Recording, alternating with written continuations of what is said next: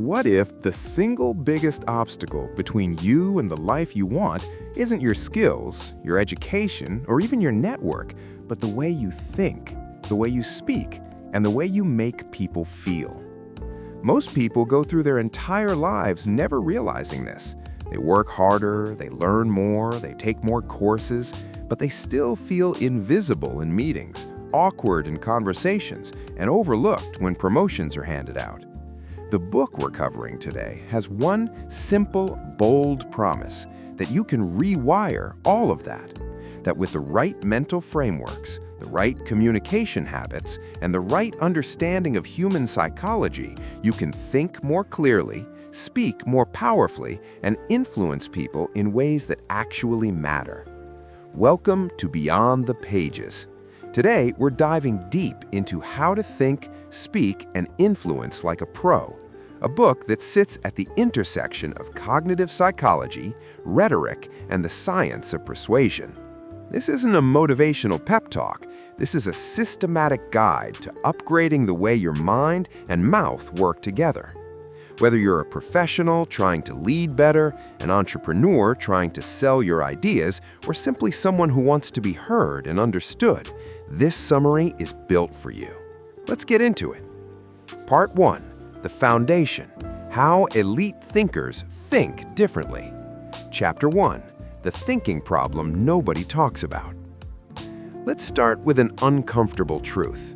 Most of us believe we are rational thinkers. We believe we examine the facts, weigh the options, and reach logical conclusions. But cognitive science has spent the last 50 years dismantling that belief, piece by piece. The book opens by introducing what researchers call the confirmation bias loop, a pattern where your brain doesn't actually seek out truth. It seeks out evidence that supports whatever you already believe. And here's the frightening part. The smarter you are, the better you are at rationalizing why your existing beliefs are correct. The author gives a vivid example. Imagine two people watching the exact same debate. Person A already supports the candidate on the left. Person B supports the candidate on the right. Both people watch the exact same debate. Both are intelligent, educated, reasonable adults. And yet, at the end of the debate, both of them walk away more convinced than ever that their original candidate won. Not because the debate proved anything, but because their brains were filtering everything they heard through the lens of what they already believed. This is the thinking problem, and until you recognize it in yourself, you cannot fix it. So how do elite thinkers escape this loop? The book offers 3 core practices that separate exceptional thinkers from average ones. First, steel manning instead of straw manning. A straw man is a weakened version of an opposing argument, easy to knock down but dishonest. A steel man is the strongest possible version of the argument you disagree with. Before you dismiss any idea, can you articulate why a smart, reasonable person would believe it? If you can't, you don't understand the issue well enough to have a real opinion on it. Second, the practice of red teaming your own conclusions. Before you commit to any major decision or idea, assign someone, or even yourself, the explicit role of trying to destroy your reasoning. What are the 3 strongest arguments against what you believe? What evidence would change your mind? If you can't answer that last question, you're not thinking, you're rationalizing.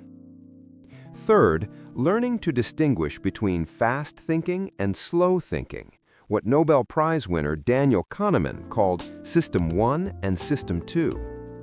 System 1 is fast, automatic, and intuitive. It jumps to conclusions. System 2 is slow, deliberate, and logical. It checks the math.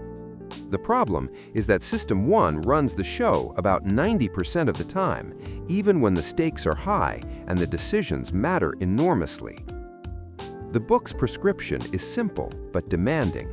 Build habits that force you to activate System 2 before making important judgments. Ask, what am I assuming here that might be wrong? Ask, what would I need to see to change my mind? Ask, Am I thinking this way because it's true or because it makes me feel safe? These three shifts alone, steel manning, red teaming, and activating slow thinking, separate the kind of thinker who gets respected in any room from the kind who just repeats the same mental mistakes with more confidence. Chapter 2: Mental Models, the Invisible Architecture of Expert Thinking. The second chapter introduces one of the most powerful concepts in the book: mental models. A mental model is simply a framework, a way of seeing a situation that helps you understand it more accurately and act on it more wisely. Think of mental models like lenses. The same scene looks different depending on which lens you look through. And experts, whether they're elite investors, brilliant scientists, or extraordinary leaders, don't have better data than everyone else. They have better lenses. The author introduces several key mental models that appear again and again in the thinking patterns of highly successful people. The first is first principles thinking, a concept made famous by Elon Musk, but rooted in ancient philosophy going back to Aristotle. Instead of reasoning by analogy, this is how it's always been done, so this is how we do it, first principles thinkers strip a problem down to its most basic, fundamental truths, and then build back up from there.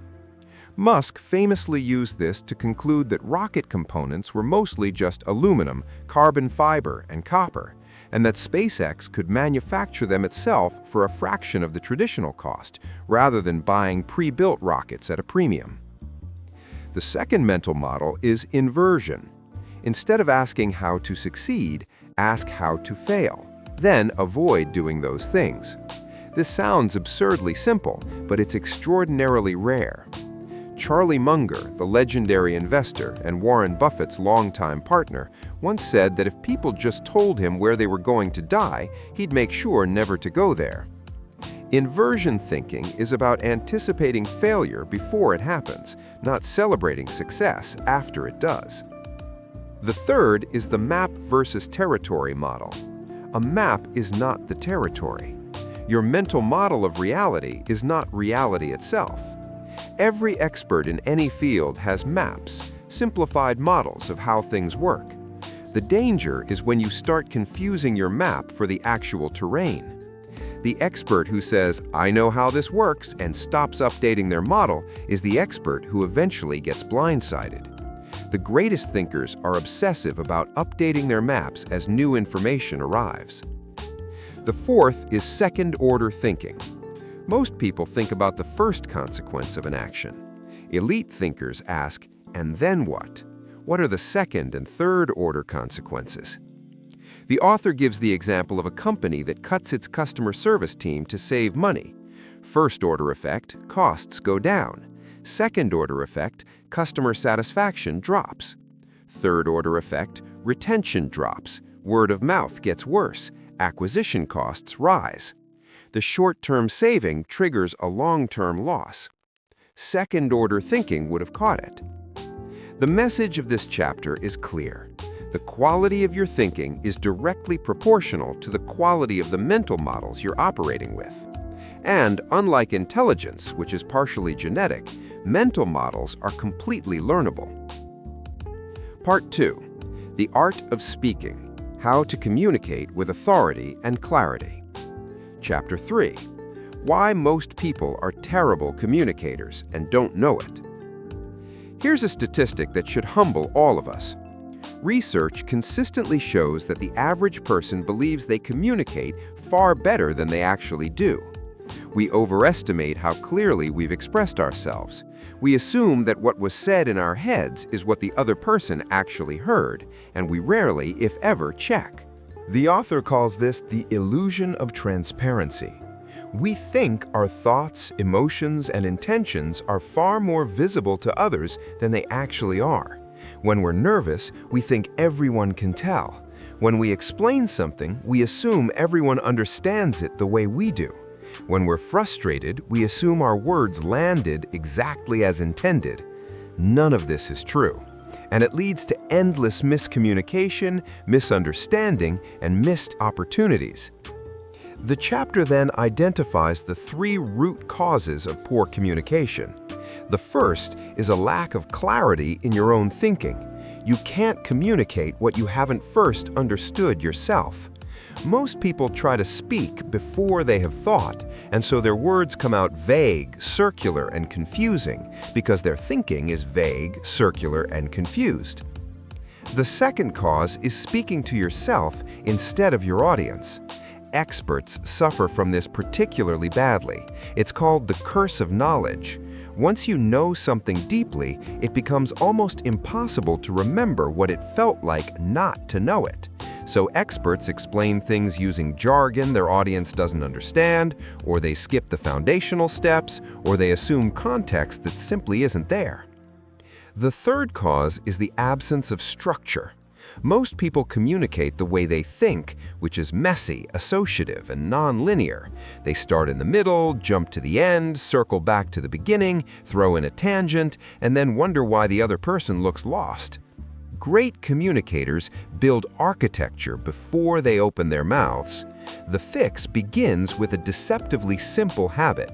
Before you communicate anything important, ask yourself 3 questions. What exactly am I trying to say? Who exactly am I saying it to? And what exactly do I want them to do or feel when I'm done? If you can't answer all 3 questions clearly before you start, you're not ready to speak. Chapter 4: The Architecture of Powerful Communication. This is where the book really starts to deliver practical tools. The author introduces what he calls the communication architecture, a framework for structuring any message, presentation, argument, or conversation so that it lands with maximum clarity and impact.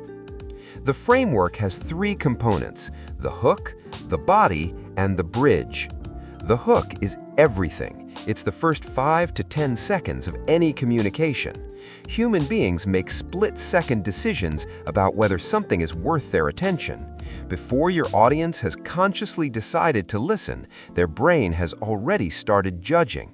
A great hook does one of 3 things. It creates curiosity, it triggers a relevant emotion, or it makes a bold claim that challenges a common assumption. The author spends considerable time on this because most people get the hook wrong. They start with context, they start with credentials, they start with a disclaimer, and an apology or a thank you. All of these are attention killers. The brain needs to know immediately, why should I care about this right now? Your hook is the only answer you get to give. The body is where you deliver the substance, but it has to be structured. The author recommends what he calls the rule of 3. The brain naturally processes information in groups of 3. 3 key points, 3 reasons, 3 steps. This isn't arbitrary. It's rooted in how human cognition organizes information into chunks. 1 point isn't enough to be convincing. 2 feels incomplete. 4 or more overwhelms. 3 is the sweet spot. But structure alone isn't enough. The body also has to balance logos, ethos, and pathos, logic, credibility, and emotion. This is ancient Aristotle's framework for persuasion, and it has stood the test of time because it maps perfectly onto how human beings actually process information. Facts without emotion don't stick. Emotion without facts isn't credible. And neither works without the speaker establishing that they know what they're talking about. The bridge is the ending, and it's the most commonly botched part of any communication. Most people end presentations and conversations by simply stopping. That's all I have. Any questions? This is a missed opportunity of enormous proportion. A great bridge does 3 things. It summarizes the core insight in one powerful sentence. It gives the audience a clear next step or call to action, and it ends on an emotional note, something that makes the listener feel something, so they carry the message with them after the conversation is over. The author makes a powerful point here. People don't remember what you said. They remember how you made them feel. And the ending is the last thing they experience, which means it has disproportionate power over what they walk away with. Chapter 5: The Voice, your most underused instrument. Research on communication is surprisingly consistent on one point. When it comes to how people perceive you, your actual words matter far less than how those words are delivered. Studies suggest that somewhere between 60 and 90% of the emotional impact of any communication comes from nonverbal and paraverbal signals, tone, pace, volume, pitch, pauses, rather than the words themselves. This chapter is a deep dive into the voice as an instrument. The author begins with pace.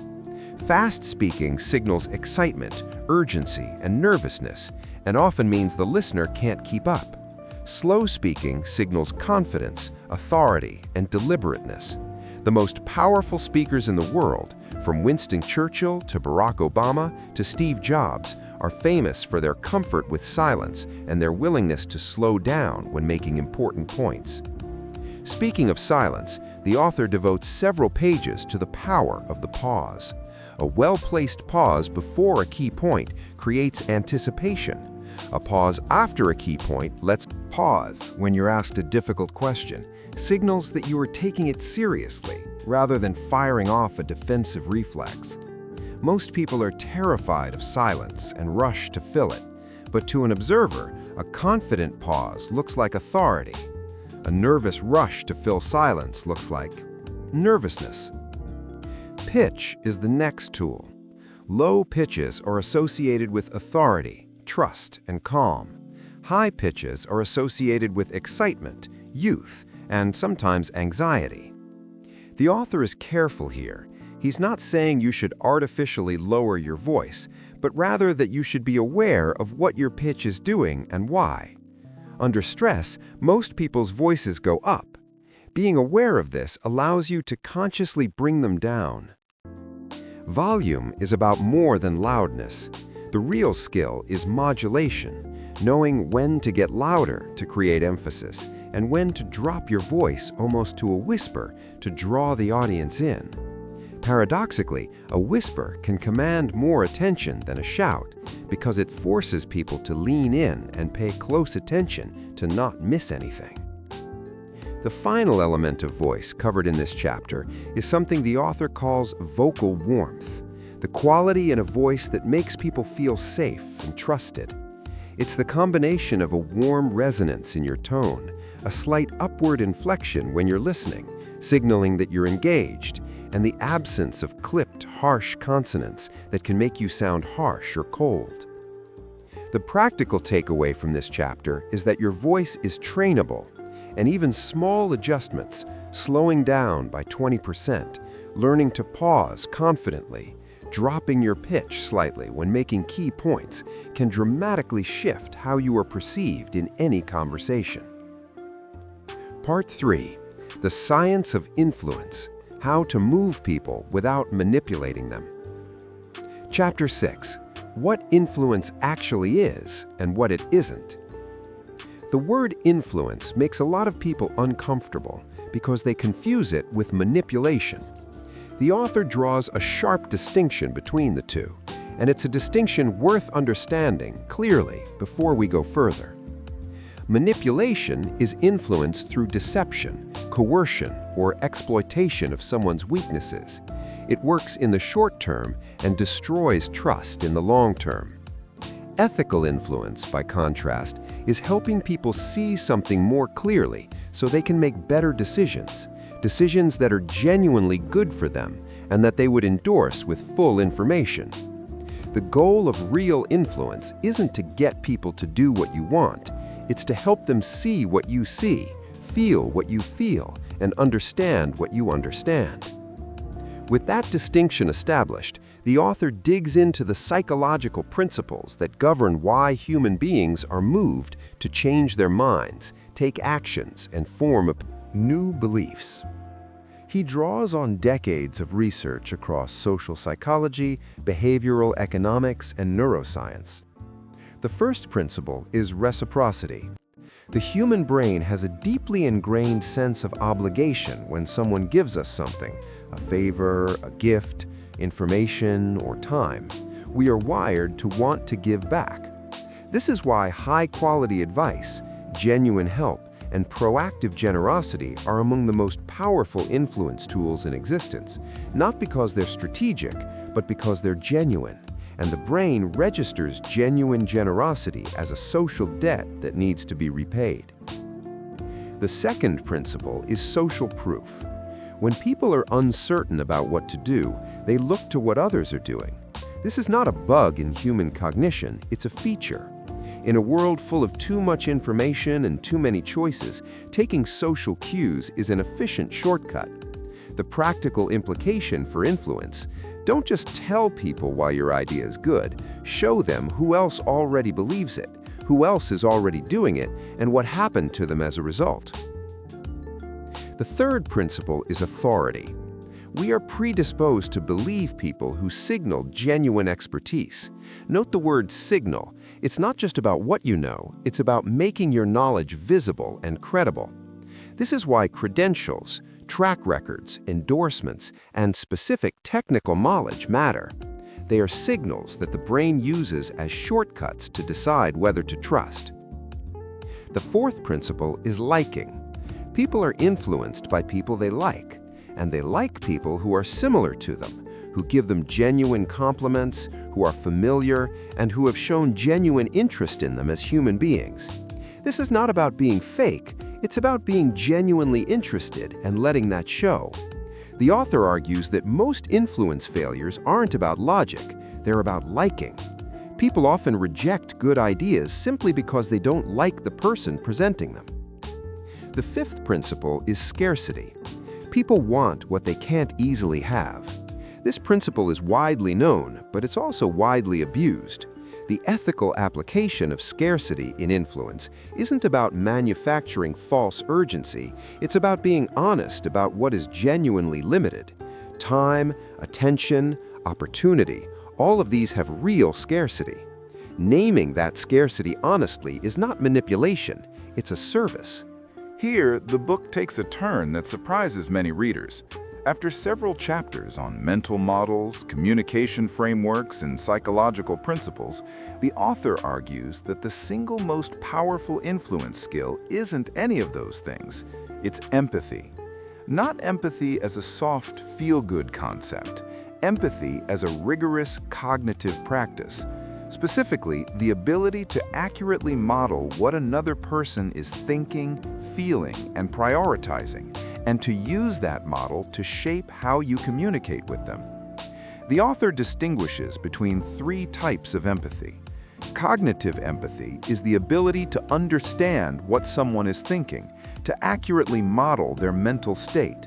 Emotional empathy is the ability to feel what someone is feeling, to actually experience some version of their emotional state. Compassionate empathy is combining both of those into a desire to help. For influence, cognitive empathy is the foundational skill. Before you can persuade anyone of anything, you need to understand where they're starting from. What do they already believe about this topic? What fears, desires, values, and assumptions are shaping their interpretation of everything you say? What would need to be true for them to be open to your idea? If you can answer those questions accurately, not as you imagine they are, but as they actually are, you have the raw material for real influence. The author introduces a deceptively simple technique he calls perspective mapping. Before any important conversation, take 5 minutes and write out from the other person's point of view what they care about most, what their biggest fears are, what they stand to gain from agreeing with you, and what they stand to lose. Most people skip this step entirely. The few who do it consistently are the ones who develop a reputation for being unusually persuasive, not because they're manipulative, but because their arguments feel like they were written specifically for the person they're talking to, because they were.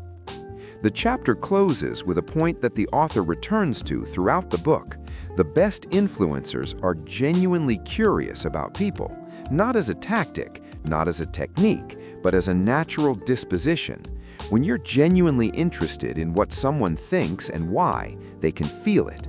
And when people feel genuinely understood and valued, they open up. And when people open up, real persuasion becomes possible. Chapter 8. The Art of the Argument. How to disagree without destroying relationships. Few things in professional and personal life are more important or more poorly done than the ability to disagree productively. Most people fall into one of two failure modes. They either avoid disagreement entirely, capitulating to keep the peace, or they enter disagreements in attack mode, triggering the other person's defensive instincts and making productive conversation impossible. This chapter offers a third way, built on 4 principles. The first principle is separate the person from the position. When someone says something you disagree with, their statement is not an attack on you, and your disagreement should not feel like an attack on them. The moment a disagreement becomes personal, the conversation shifts from reason to emotion and from curiosity to defensiveness. You can vigorously disagree with an idea while treating the person who holds it with complete respect. In fact, doing so makes you far more persuasive because the other person doesn't feel the need to defend their ego while also defending their position. The second principle is lead with curiosity, not conclusion. Instead of opening with your counter-argument, open with genuine questions. What led you to that conclusion? What evidence are you weighing most heavily? What would change your mind? These questions serve 2 purposes. First, they might reveal that you've misunderstood the other person's position. It happens more than we'd like to admit. Second, they signal that you're taking the conversation seriously, which makes the other person more likely to return the courtesy. The third principle is acknowledge what's right before addressing what's wrong. This is not about being diplomatic for its own sake. It's about accuracy and credibility. Almost every position, no matter how wrong you think it is, has something correct in it. Acknowledging that publicly makes you look intellectually honest, and it makes the other person far more receptive to the part where you push back. The fourth principle is make it easy for people to change their minds. This is the principle most people violate most frequently. When you're trying to persuade someone, there's a powerful temptation to pile on, to add more evidence, make stronger arguments, push harder. But this actually makes it harder for people to shift, because changing their mind now requires them to admit that all the pressure you just applied was justified. Instead, give people an off-ramp. Acknowledge that this is a complex issue. Suggest that your new information might reframe the picture. Never make changing their mind feel like losing. Part 4. Advanced Influence. The skills that separate the great from the good. Chapter 9. Storytelling as the ultimate influence tool. This chapter opens with a remarkable piece of neuroscience. When a person hears a list of facts, only the language processing areas of the brain activate, the regions responsible for decoding words. But when a person hears a story, something entirely different happens. The sensory cortex activates, the areas of the brain associated with touch, smell, and movement. The motor cortex activates, the emotional processing centers light up. In other words, the brain doesn't just process stories, it experiences them. And this is why storytelling is the ultimate influence tool. It doesn't just deliver information, it creates a simulation that the listener's brain runs in real time. And when your audience's brain is running a simulation of your message, they're not just hearing it, they're living it. And what we live, we remember. And what we remember, we act on.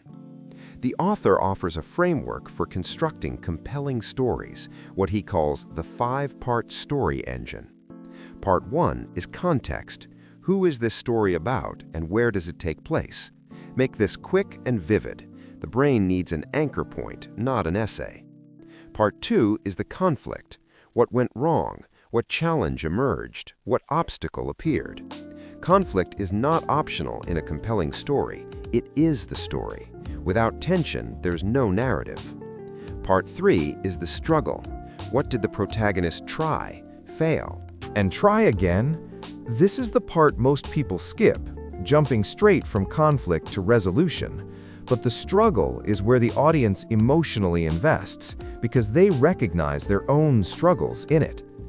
Part 4 is the turning point, the moment when something shifted, a new perspective, a key decision, a piece of help that arrived at the right moment. Part 5 is the resolution, what happened as a result and what it means. Crucially, the author emphasizes that the most powerful stories are not about impressive successes.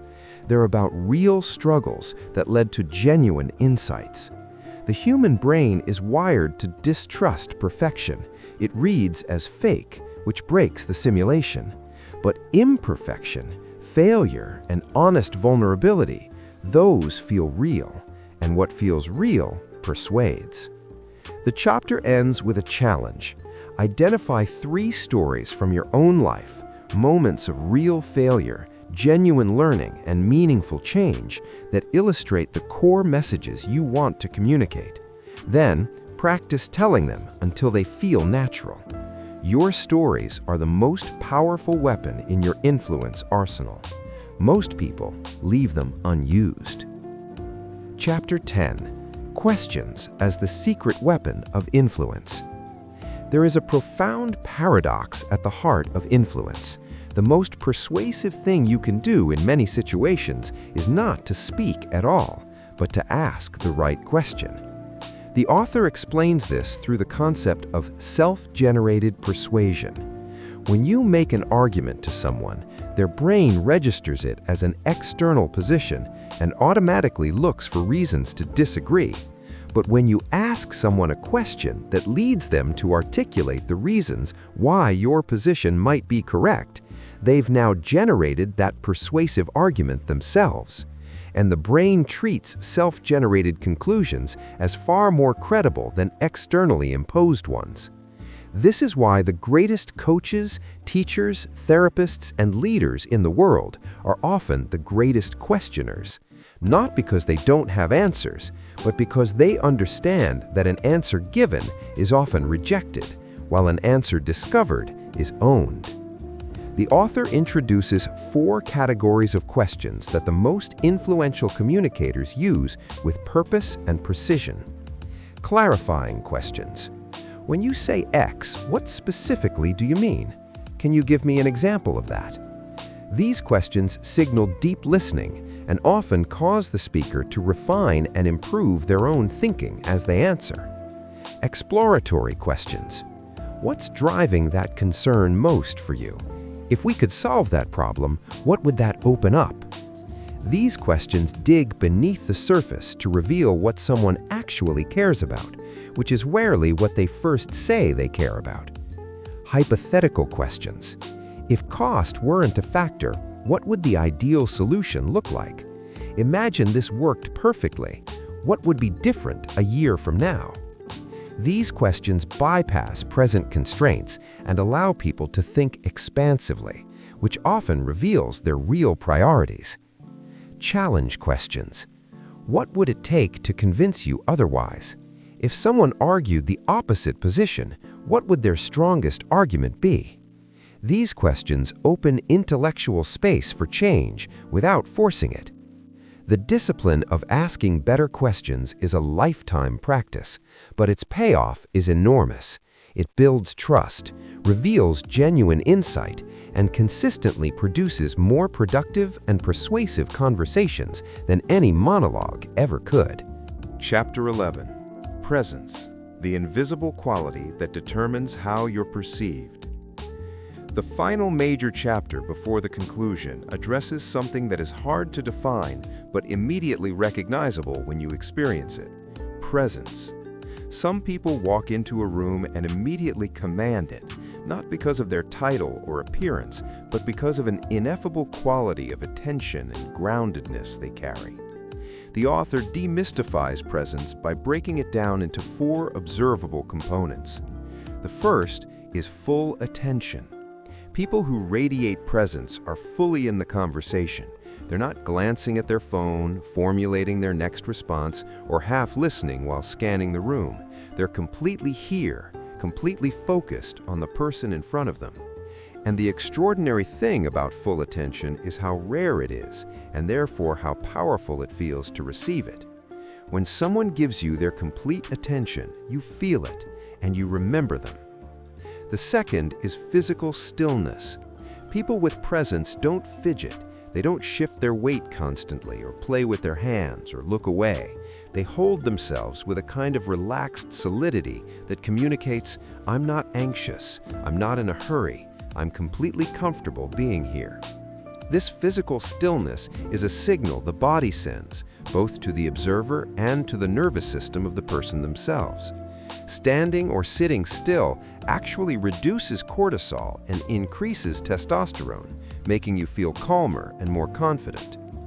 The third is considered speech.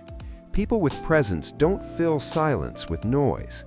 They speak when they have something to say, and when they speak, it's clear that they've thought about it. They use fewer words, they make more precise points, and the combination of thoughtful pauses and precise language creates an impression of someone who is in control of their thinking.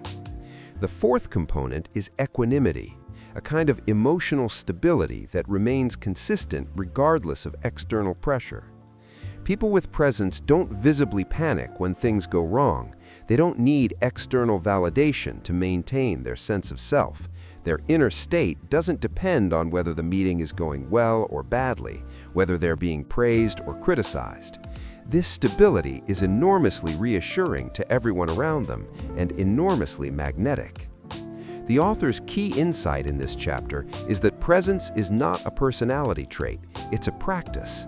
It's a set of choices made moment to moment, to put the phone down, to breathe before speaking, to listen instead of waiting to talk, to stay grounded when the pressure rises. And like every other skill in this book, it improves with deliberate repetition. Part 5. Putting it all together, the integrated practice. Chapter 12. The daily practice of elite communicators. The final section of the book is about integration, taking all of these separate skills and weaving them into a coherent daily practice. Because the author is clear about one thing, none of this happens automatically. Thinking clearly, speaking powerfully, and influencing ethically are not personality traits that some people have and others don't.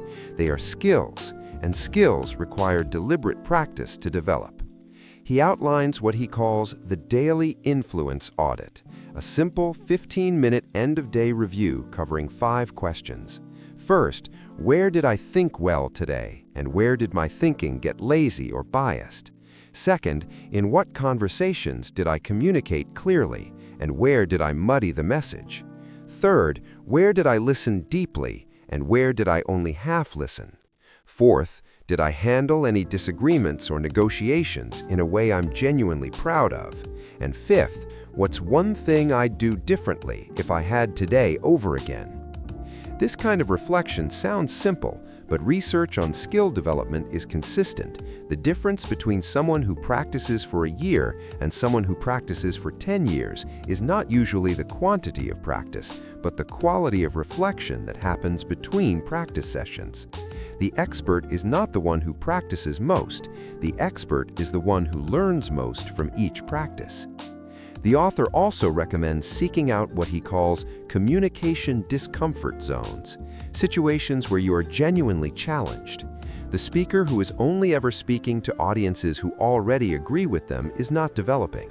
The negotiator who only negotiates easy deals is not improving.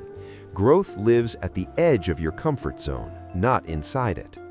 He recommends 3 specific high-leverage practices for accelerating development. The first is recording yourself. Most people have never actually heard themselves think or speak. Recording a presentation, a difficult conversation, or even a casual meeting and listening back is almost always a revelation and almost always uncomfortable. The uncomfort is the growth. The second practice is seeking feedback from someone who will tell you the truth. Not someone who will be kind, someone who will be honest. Most of us have people around us who will tell us we did great regardless of how we actually did. Those people are comfortable but useless for growth. The person who will tell you what didn't land what confused them, or where you lost them, that person is invaluable. The third practice is studying the masters. Read transcripts of great speeches. Watch elite communicators at work. Read books by great thinkers. But don't just consume passively, analyze actively. What exactly are they doing? Where does the emotion peak? How do they structure their arguments? What do they do with their voice in key moments? Active study of excellence accelerates your own development exponentially. Conclusion: the person you become. Near the end of the book, the author makes a point that reframes everything that came before it. All of these skills, the mental models, the communication architecture, the influence principles, the storytelling, the questioning, the presence, they aren't ends in themselves. They're the byproduct of a deeper commitment, the commitment to think more honestly, to care more genuinely about the people you're communicating with, and to pursue truth and clarity over comfort and validation. Because here's the thing, you can learn all the techniques in this book. You can memorize the frameworks, practice the vocal modulation, master the story structure, deploy the psychological principles. And if you do all of that without genuinely caring about the people you're communicating with, without a real commitment to honesty, to growth, and to adding genuine value, it will feel hollow, to you and to the people around you. But if you start from a place of genuine curiosity about ideas, genuine care for the people you interact with, and a genuine commitment to being more honest with yourself every single day, then these skills become not a performance, but an expression of the kind of thinker and communicator and leader you're becoming. The most influential people in history, the ones we study and admire and learn from, were not influential primarily because of their techniques. They were influential because of their depth, their clarity, their courage to say true things in a world that often rewards comfortable lies, and their genuine care for the people whose minds and hearts they hoped to reach. That's what this book is ultimately pointing toward. Not a set of tactics, but a way of being, a commitment to thinking more clearly, speaking more honestly, and influencing more ethically every single day in every single conversation that matters. So let's bring this home. How to Think, Speak, and Influence Like a Pro is a book built on one fundamental idea, that the most important skills a human being can develop are not technical, not academic, and not domain-specific. They are the foundational human skills of clear thought, honest speech, and ethical influence. We cover the thinking framework, how to escape confirmation bias, use mental models like first principles and second-order thinking, and train yourself to think more slowly and more honestly.